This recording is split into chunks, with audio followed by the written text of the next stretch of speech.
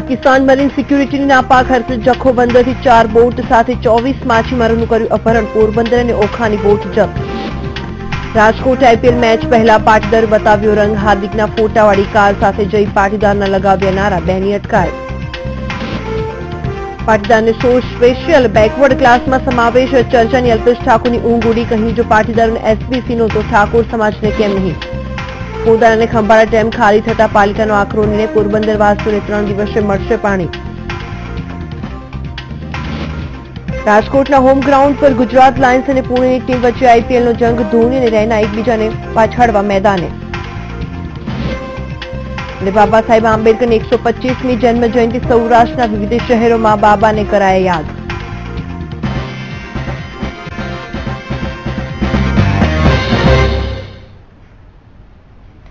નમસ્કાર, સૌરાષ્ટ્ર ન્યૂઝ સાથે હું છું ભૂમિ. સૌરાષ્ટ્ર ન્યૂઝમાં આજે વાત કરીશું કેટલાક મહત્વના સમાચાર પર. તો સૌપ્રથમ વાત કરીશું રાજકોટની. તો રાજકોટના ખંડેરી સ્ટેડિયમ ખાતે યોજાનાર આઈપીએલની મેચમાં પાટીદારો હાર્દિક પટેલના ફોટાવાળી કાર સાથે સ્ટેડિયમમાં પ્રવેશ કરવાનો પ્રયત્ન કર્યો, પરંતુ તેમની અટકાયત કરી દેવામાં આવી છે.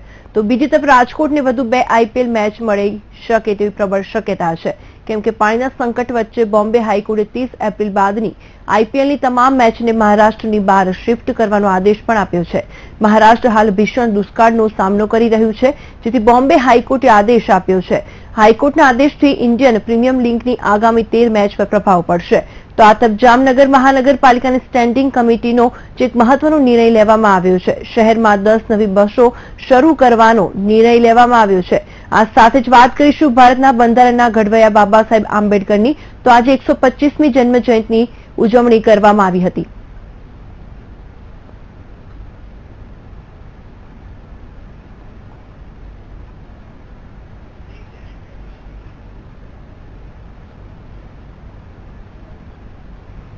તો હવે વાત કરીએ રાજકોટમાં રમાનારી મેચની.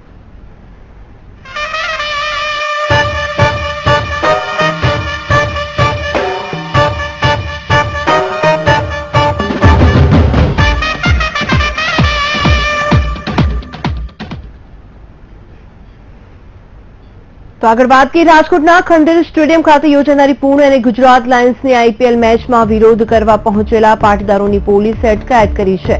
હાર્દિકના ફોટાવાળી કાર સાથે પહોંચેલા પાટીદારોની પોલીસે અટકાયત કરી છે.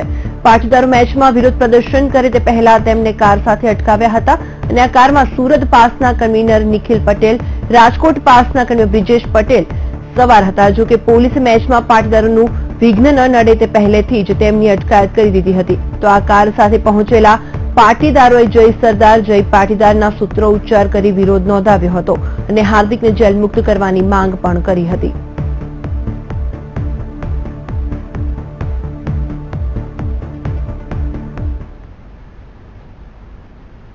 સમિતિની ટીમ પાટીદાર એકતા યાત્રાના રથ સાથે આ ગાડી લઈને આવેલી હતી. આ ગાડી લઈનો હેતુ એટલો હતો કે આ ગાડી લઈ અને ટીમ આવેલી હતી મેચ જોવા જવાની હતી.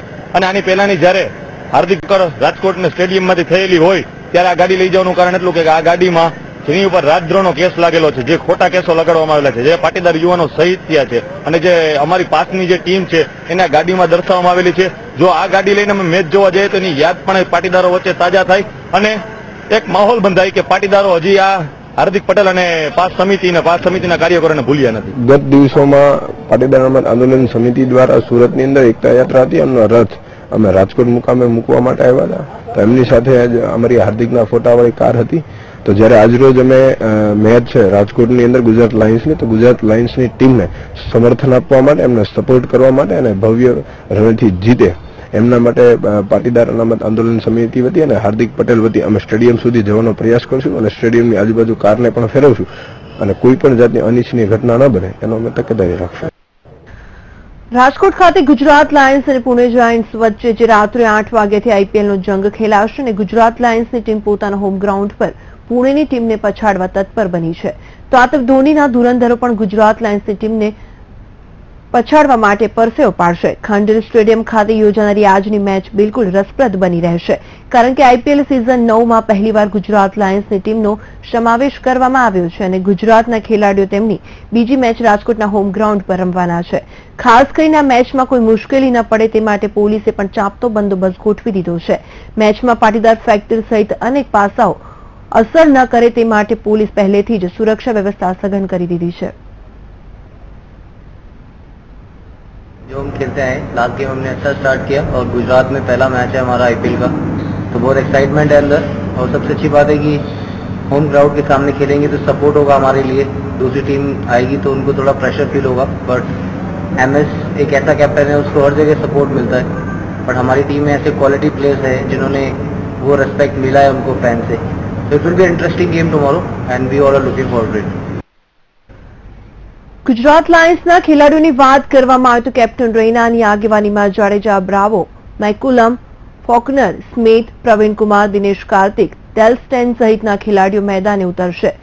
જ્યારે પુણેની ટીમમાં આરપીસિંહ, મિચેલ માર્શ, અશ્વિન ગુજરાત બેટ્સમેનોને રોકવાનો પ્રયાસ કરશે. કેપ્ટન ધોનીની આગેવાનીમાં Ashwin, ડુપ્લેસિસ, Mitchell marsh, Pietersen, Rahane, Ishant, આરપીસિંહ, Steve Smith, મોર્કલ, ઈશ્વર પાંડે, ઇરફાન પઠાણ, થીરારા પરેરા, ડિંડા સહિતના ખેલાડીઓ ગુજરાત લાયન્સને પછાડવા મેદાનમાં ઉતરશે.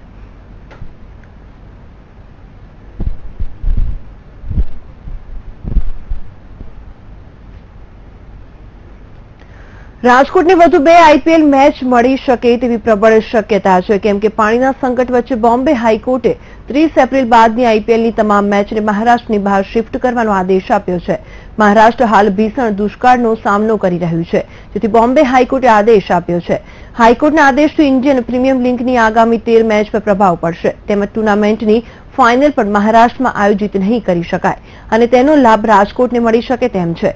રાજકોટના ખંડેરી સ્ટેડિયમમાં આઈપીએલની 5 મેચ નક્કી થયેલી છે અને હવે વધુ મેચ મળે તેવી શક્યતા છે.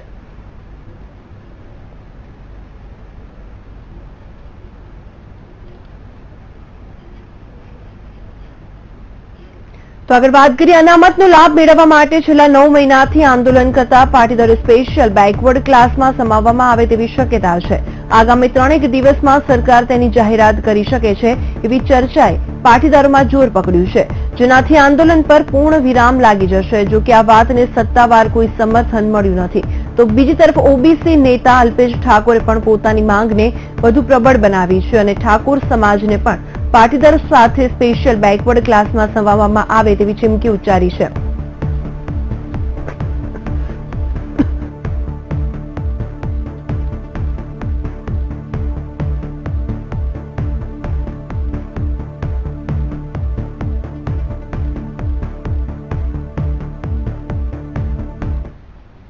તો આગળ વાત કરીએ મહત્વપૂર્ણ સમાચારની, તો મહત્વના સમાચાર સામે આવી રહ્યા છે.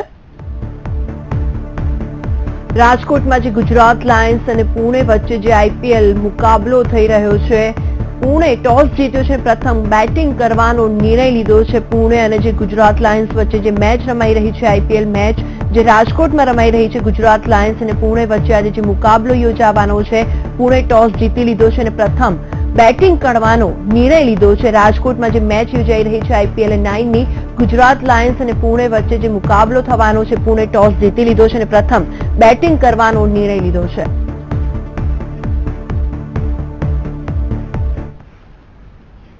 તો બોટાદમાં પણ જેલભરો આંદોલનના પડઘા પડ્યા છે. ગુજરાત પાસના સંગઠન પ્રભારી દિલીપ સાબવાએ જે બોટાદ ખાતે પ્રેસ કોન્ફરન્સ બોલાવી હતી, જેમાં જણાવ્યું હતું કે એસપીજીના જેલભરો આંદોલનને ગુજરાત પાસ સમર્થન આપે છે.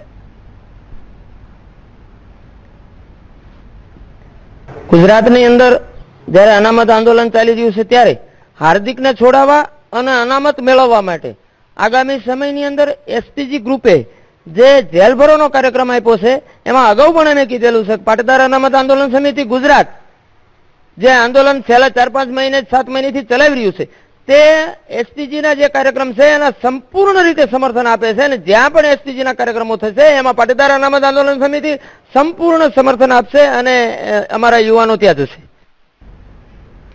પાકિસ્તાન મરીન સિક્યુરિટી દ્વારા ફરી એક વખત 4 ભારતીય બોટ સાથે 24 માછીમારોનું અપહરણ કરવામાં આવ્યું છે. ભારતીય જળસીમા નજીક ફિશિંગ કરી રહેલી 4 ભારતીય બોટો સાથે 24 માછીમારોનું પાકિસ્તાન મરીને અપહરણ કર્યું હોવાનું પ્રકાશમાં આવ્યું છે.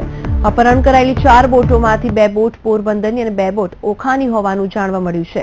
ઉલ્લેખનીય છે કે હજુ ગત 30 માર્ચના રોજ પાકિસ્તાન મરીન દ્વારા 10 ભારતીય બોટ સાથે 55 માછીમારોનું અપહરણ કરવામાં આવ્યું હતું અને એક તરફ પાકિસ્તાન સરકાર અપહરણ કરાયેલી બોટોને મુક્ત કરવાની પહેલ કરી રહી છે, તો બીજી તરફ પાકિસ્તાન દ્વારા અવારનવાર ભારતીય બોટોનું થઈ રહેલા અપહરણને લઈ માછીમારોમાં રોષ જોવા મળી રહ્યો છે. પાકિસ્તાન મરીન સિક્યુરિટી દ્વારા આઈએમએ નજીક ભારતની 4 બોટ અને 24 માછીમારો પકડી ને બોડેડિયામાં છે. હજુ પણ વધુ બોટો પકડાય એવી શક્યતા છે, કારણ કે પાકિસ્તાની નેવી બોડેડિયામાં રાઉન્ડ ચાલુ છે અને બીજી બોટોની શોધમાં છે. આ બંને બોટો 2 બોટ પોરબંદરની અને 2 બોટ ઓખાની છે અને માછીમારો ગુજરાતના માછીમારો છે. એક તરફ પાકિસ્તાન ડેલિગેશન જવાની તૈયારી હાલે છે, બીજી બાજુ બોટો પકડાય છે. આનો કાયમી સોલ્યુશન થાય એવું સરકારમાં બંને બાજુ થાય તો પ્રશ્ન હલ થાય. તો હવે વાત કરી ડોક્ટર બાબા સાહેબ આંબેડકરની 125મી જન્મ જયંતિની.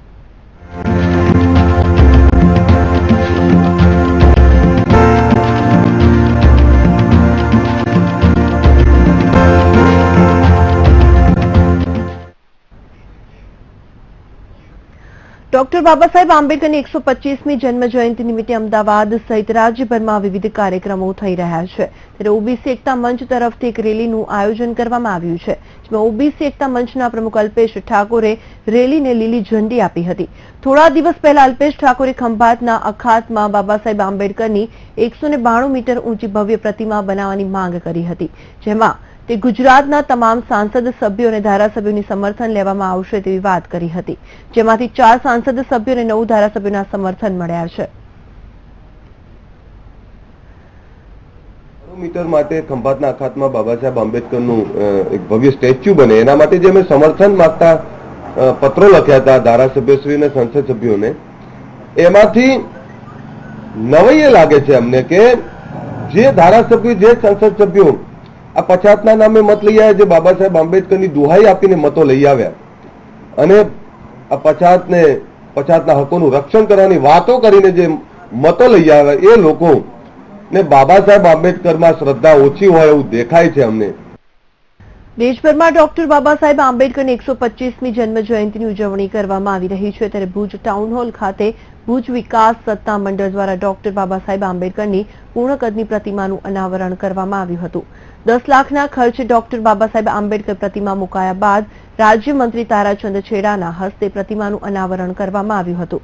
તો બીજી તરફ જૂનાગઢ મહાનગરપાલિકા દ્વારા વિવિધ કાર્યક્રમોનું આયોજન પણ કરવામાં આવ્યું હતું, જેમાં ડોક્ટર બાબા સાહેબની પ્રતિમા પર ફૂલહાર અર્પણનો કાર્યક્રમ રાખવામાં આવ્યો હતો. આ સમયે જૂનાગઢના મેયર જીતુભાઈ હિરપરા, શૈલેષ દવે સહિતના આગેવાનો ઉપસ્થિત રહ્યા હતા.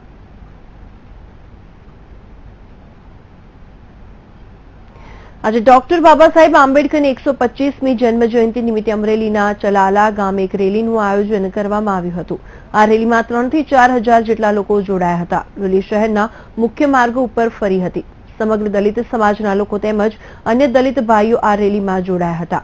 સાથે દલિત સમાજે બેટી બચાવો તેમજ શિક્ષણ પર ભાર મૂકીને સમાજ કઈ રીતે આગળ આવે તે વિશે સમાજના આગેવાનોએ વાત કરી હતી.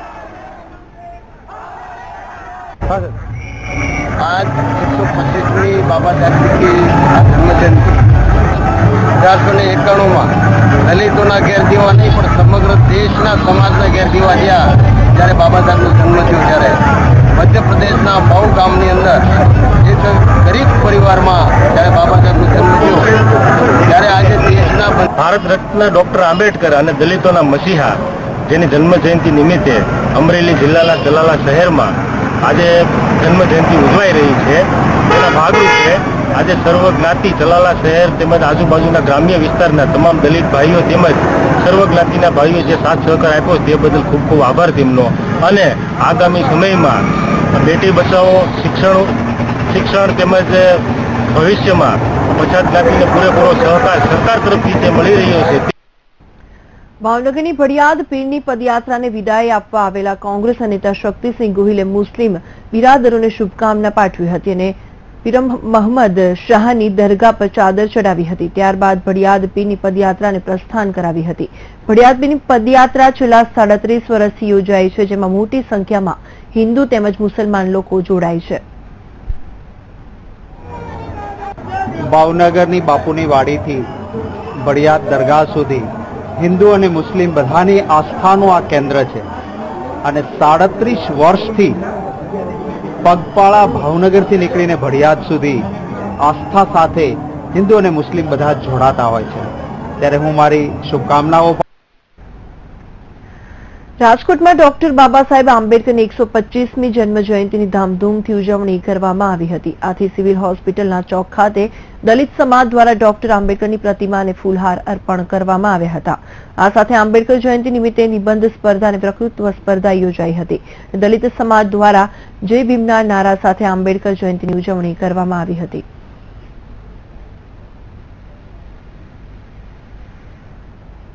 રાજકોટ શહેર કોંગ્રેસ અનુસૂચિત જાતિ વિભાગ દ્વારા અહીંયા આંબેડકરજીની જન્મ જયંતિ નિમિત્તે કેક કાપી અને અમે સેલિબ્રેશન કરી અને આંબેડકરજીના જય ભીમના નારા સાથે આંબેડકરજીને ફૂલ અર્પણ કરી ફૂલહાર ચડાવી અને એમને જન્મ જયંતિની ઉજવણી કરેલ હતી.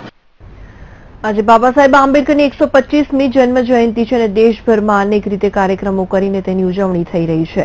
ત્યારે ભાવનગરની જનતાએ જે ઉદ્યાન જે બાબા સાહેબ આંબેડકરનું નામ આપવામાં આવ્યું છે તેની કાળજી લેવામાં આવે તેવી માંગ કરી રહી છે. સ્થાનિકોની માંગ છે કે તંત્રએ બગીચાની કાળજી લેવી જોઈએ અને રમતગમતના સાધનો વસાવવામાં આવે. લોકો ઈચ્છી રહ્યા છે કે બગીચાને બાબા સાહેબનું નામ આપવામાં આવ્યું છે તો પછી તેની સંભાળ લેવી પણ તંત્રની જવાબદારી છે. આ બાબતે ખાલી એટલું કહેવું છે કે બીજા કોઈ જે બગીચા છે એને દત્તક લેવામાં આવ્યા છે. હવે આ જે આંબેડકર ઉદ્યાનનો બગીચો છે બરોબર, આની અત્યારે ગ્રાન્ટ ફાળવવામાં આવી હોય તો બધા બગીચાઓ સારા કરવામાં આવ્યા છે તો આ બગીચો કેમ નહીં? બરોબર છે. અને આમાં એવો ઉદ્ધાર કેમ નથી થયો? પરંતુ ઘણા સમયથી આપ કયો છો એમ કે નિર્જન હાલતમાં પડ્યો છે તો અમે હાઉસિંગ બોર્ડના ચેરમેનને આ માટે ધ્યાન દોરીશું, વિવેકભાઈ પટેલને, કે ભાઈ આ હાઉસિંગ બોર્ડનું ખૂબ મોટું ગાર્ડન છે, ત્યાં ખૂબ મોટી વસાહત પણ આવેલી છે.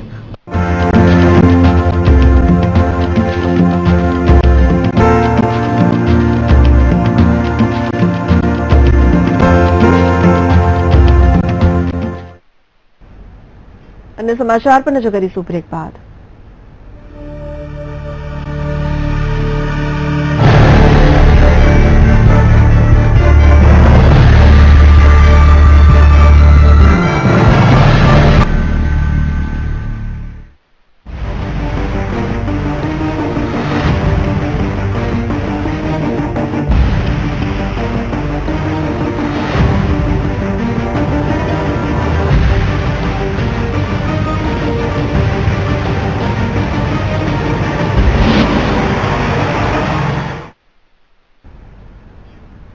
પોરબંદર જિલ્લામાં ગત વર્ષે પડેલા નહિવત વરસાદના કારણે શહેરને પૂરું પાડતા ફોદાળ અને ખંભાળા ડેમ હાલ ખાલીખમ થઈ ગયા છે. તે પોરબંદર જિલ્લા પાસે હાલમાં પાણી મેળવવાનો એકમાત્ર વિકલ્પ વધ્યો છે તે છે નર્મદાનું પાણી. જોકે કેટલાક સમયથી જિલ્લાને નર્મદાનું પાણી પણ અપૂરતું મળતું હોવાના કારણે શહેરમાં પીવાના પાણીની સમસ્યા જોવા મળી રહી છે. જેથી શહેરના મોટા ભાગના વિસ્તારોમાં પાણી પૂરતા પ્રમાણમાં નહીં મળતું હોવાની ફરિયાદ ઉઠી છે. જેના પગલે પોરબંદર નગરપાલિકાના ચીફ ઓફિસર દ્વારા આગામી ચોમાસા સુધી પોરબંદર શહેરને હવે 3 દિવસે એકવાર પાણી આપવાનો નિર્ણય કરવામાં આવ્યો છે. પહેલેથી જ પાણીની અછત ભોગવી રહેલ પોરબંદર વાસીઓને હવે એકાત્રા દિવસના બદલે 3 દિવસે પાણી વિતરણ થવાનું હોવાથી શહેરીજનો ચિંતિત બન્યા છે. 50 જેટલા ઝોન છે એ દરેક ઝોનની અંદર છેવાડાનો જે વિસ્તાર છે એમાં પણ પ્રેશરથી પાણી ન પહોંચી શકે, જેથી કરીને પાણીનો થોડોક વ્યય પણ થાય અને અડધા લોકોને પાણી વધારે મળે અને 50% લોકોને પાણી બિલકુલ ન મળે એવી સિચ્યુએશન થતી હતી. જેથી પ્રેશરથી પાણી આપવા માટે થઈ અને નગરપાલિકાએ 2 દિવસ એટલે એકાત્રાને બદલે 3 દિવસ એક વખત પાણી આપવાનું નક્કી કરેલ છે. પાણીની સમસ્યા વધુ ગહેરી બની છે અને ખાસ કરીને વાત કરીએ સૌરાષ્ટ્રની તો હાલ સૌરાષ્ટ્રમાં ડેમોમાં માત્ર 10% પાણી છે. જામનગર, દ્વારકા, પોરબંદર, રાજકોટ, સુરેન્દ્રનગર, અમરેલી સહિતના જિલ્લાઓમાં પાણીના તળિયા આવી ગયા છે. ત્યાંના લોકો પીવાનું પાણી મેળવવું પણ અઘરું બન્યું છે. પાણીની વિકટ પરિસ્થિતિ ઊભી થઈ છે અને આ સમસ્યા આગામી દિવસોમાં વધુ ઉગ્ર બનશે.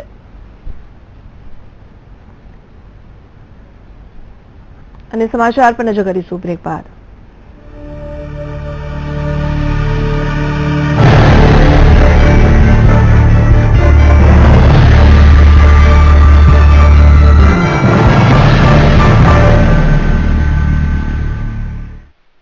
वक्त पर खुशियाँ हम पहुँचाते हैं, ला ला ला ला ला ला ला, विश्वास जगाते हैं, ला ला ला ला ला ला ला, सात समंदर पार भी अपनों को पास हम लाते हैं, स्पीड पोस्ट पहुँचाए खुशियाँ वक्त पे। स्पीड पोस्ट दुनिया भर में अपनों तक अपनी बात पहुंचाने का सबसे भरोसेमंद और किफायती उपाय। Speed post, timely delivery of happiness. Bhumi પોલિમર્સની ટપક અને ફુવારા પદ્ધતિ હવે ખેતીના દરેક પાકમાં ટપક અને ફુવારા તો ભૂમિના જ ભૂમિ પોલિમર્સ.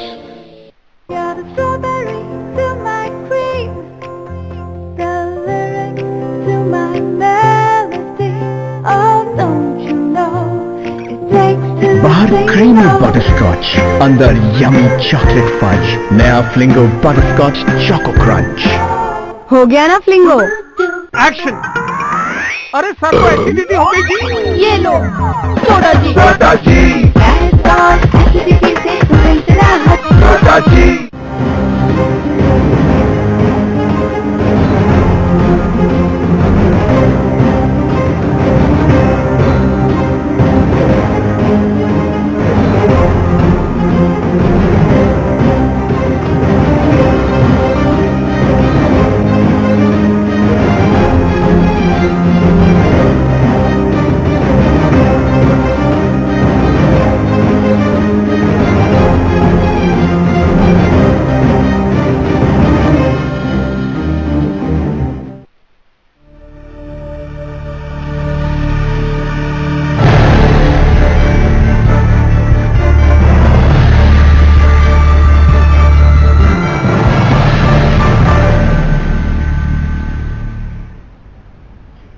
બ્રેક બાદ આગળ વાત કરીએ તો ભાવનગરમાં ચિંકારના શિકાર કરવાના મામલે વન વિભાગે એક આરોપીને 10 કિલો પ્રાણીઓના અવશેષો સાથે ઝડપી લીધો છે. ભાવનગરના પાલીતાણાના જીવાપર ગામે વન વિભાગે મોહમ્મદ ડફીર નામના શખ્સની ધરપકડ કરી છે. વન વિભાગે તપાસ કરતા તેને 21 ચિંકારાના શિકાર કર્યાનું કબૂલ્યું છે. 10 કિલો પ્રાણીઓના અવયવો પણ મળી આવ્યા છે. જે આ બનાવ જે બન્યો છે, જે કહી શકાય કે ભાવનગર ચિંકારાના શિકાર કરવાના કેસમાં વધુ એક શખ્સની ધરપકડ કરવામાં આવી છે.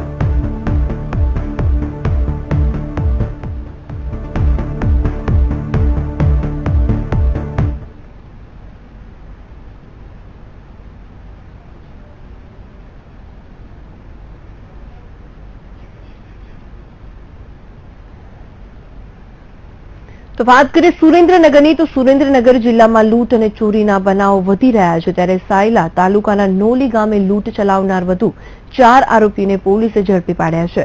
મહત્વનું છે કે નોલી ગામે રહેતા દીપસંગભાઈના ઘરે 23 માર્ચના રોજ પોલીસના સ્વાંગમાં કેટલાક શખ્સો આવ્યા હતા અને પોલીસના સ્વાંગમાં લૂંટારાઓ ખેડૂતને રિવોલ્વર બતાવી 40 લાખની લૂંટ ચલાવી હતી. જેમાં ભોગ બનનારા ખેડૂતને 8 જેટલા શખ્સો સામે ફરિયાદ નોંધાવી તપાસ હાથ ધરી હતી.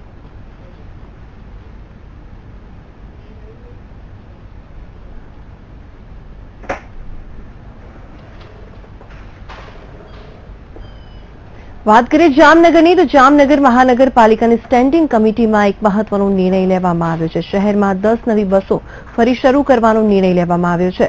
આ બસો ટૂંક સમયમાં રોડ પર દોડશે અને 10 નવી બસની ખરીદી માટે 1.89 કરોડ રૂપિયા મંજૂરી કરી દેવામાં આવ્યા છે અને ટૂંક સમયમાં શહેરના રોડ પર નવી બસો દોડશે. શહેરીજનોની વર્ષો જૂની ખડધ્વજ જે બસોની તેમજ ઓછી બસોની સમસ્યાનું નિરાકરણ આવશે.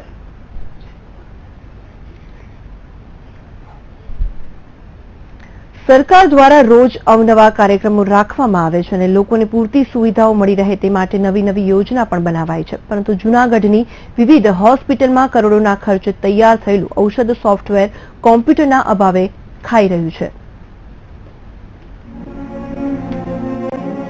રાજ્ય સરકાર દ્વારા હોસ્પિટલમાં દર્દીઓને દવા આપવામાં આવે તે પહેલા તેની નોંધણી ઈ ઔષધ નામના સોફ્ટવેરમાં થાય.